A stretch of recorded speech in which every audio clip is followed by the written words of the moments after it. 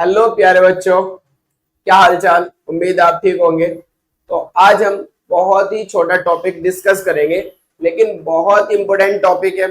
हाँ, आज के लेक्चर हम क्या डिस्कस करने वाले हैं बेटा, विद्युत अपघटनी सेल और गैल्वेनिक सेल, इनमें हम डिफरेंस देखने वाले हैं।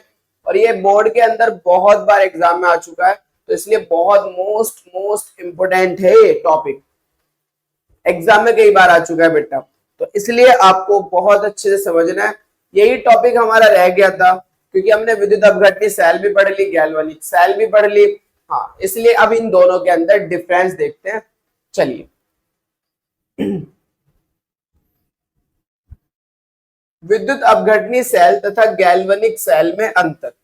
पहला पॉइंट अगर आप देखो,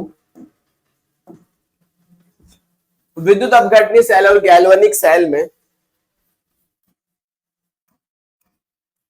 तो आप देख सकते हो विद्युत अपघटनी सेल की अगर मैं बात करूं तो यह सेल विद्युत ऊर्जा को रासायनिक ऊर्जा में परिवर्तित करती है। जो विद्युत अपघटनी सेल होती है बेटा, वो रासायनिक ऊर्जा को किस में कन्वर्ट करती है, सॉरी, जो विद्युत ऊर्जा को रासायनिक ऊर्जा में कन्वर्ट करती है। विद्युत अपघटनी सेल विद्युत ऊर्जा को रासायनिक ऊर्जा में कन्वर्ट करती है, और गैल्वेनिक सेल रासायनिक ऊर्जा को विद्युत ऊर्जा में कन्वर्ट करती है, परिवर्तित करती है। तो आपको ये पॉइंट पता होना चाहिए कि विद्युत अपघटनी सेल क्या है और गैल्वेनिक सेल क्या है। विद्युत अपघटनी सेल विद्युत ऊर्जा को रासायनिक ऊर्जा में परिवर्तित करती है, गैल्वेनिक सेल रासायनिक ऊर्जा को विद्युत ऊर्जा में परिवर्तित करती है। दूसरा पॉइंट, इसमें अस्वैत रिडॉक्स अभिक्रिया संपन्न होती है। विद्युत अपघटनी सेल में बेटा कौन सी अभिक्रिया संपन्न होती है, अस्वैत रिडॉक्स अभिक्रिया, नॉन स्पॉन्टेनियस रिडॉक्स रिएक्शन। और इसके अंदर होती है स्वतः रिडॉक्स अभिक्रिया, खुद से होने वाली अभिक्रिया। स्वतः मतलब जो खुद से होती है, और अस्वतः जो करानी पड़ती है, खुद से नहीं होती। तीसरा, इसमें एनोड पर धनात्मक तथा कैथोड पर ऋणात्मक आवेश होता है। विद्युत अपघटनी सेल के अंदर अगर मैं सेल बनाऊं तो कुछ इस तरह की सेल होती है। ये मेरा इलेक्ट्रोड, पता ही होगा आपको।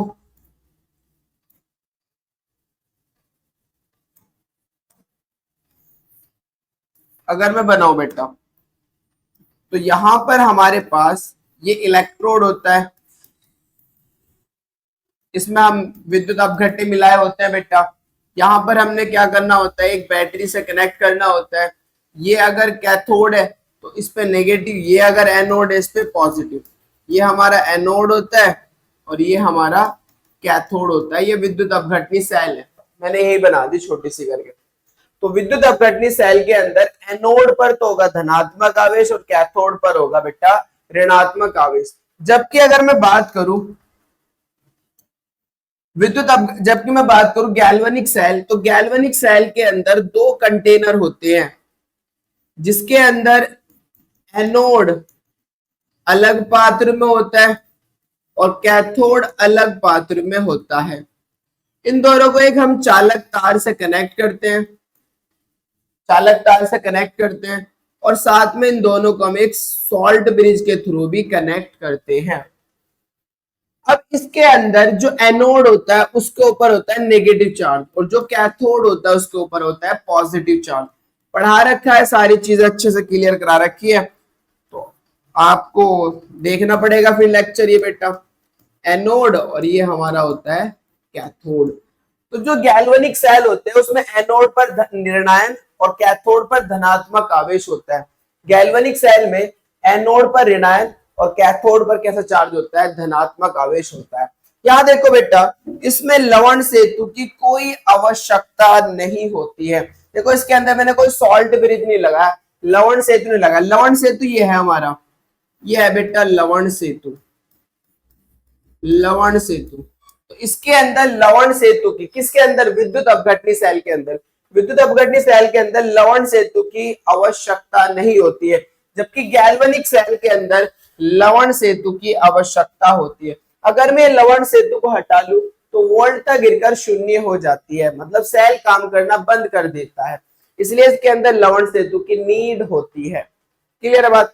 पांचवा पॉइंट बेटा देख सकते हो, पांचवा, इसमें एक ही पात्र में, एक ही पात्र, एक ही कंटेनर, एक ही पात्र में एक ही प्रकार के विद्युत अपघट्य में, एक ही प्रकार का विद्युत अपघट्य है, दोनों इलेक्ट्रोड डूबे रहते हैं, दोनों इलेक्ट्रोड बेटा इसी के अंदर डूबे हैं, जो एक ही प्रकार का कंटेनर है, एक ही पात्र का विद्युत एक ही विद्युत अपघट्य है।